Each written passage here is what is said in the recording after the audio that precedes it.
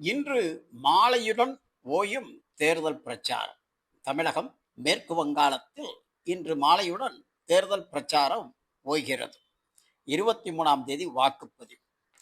தலைமை தேர்தல் அதிகாரி அர்ச்சனா பட்நாயக் வெளியிட்டுள்ள அறிக்கையில், சட்டசபை தேர்தல் ஓட்டுப்பதிவு காலை 7 மணி முதல் மாலை 6 மணி வரை நடக்கும்.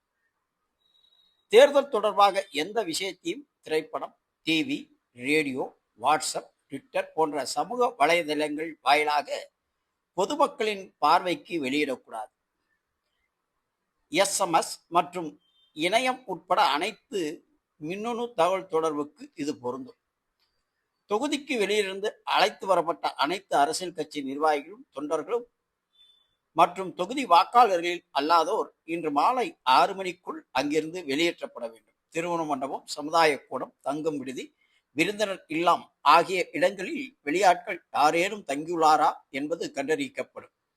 வேட்பாளருக்கு வழங்கப்பட்ட நட்சத்திர பேச்சாளர் அனுமதி மற்றும் வாகன அனுமதி இன்று மாலை 6 மணிக்கு மேல் செல்லாது.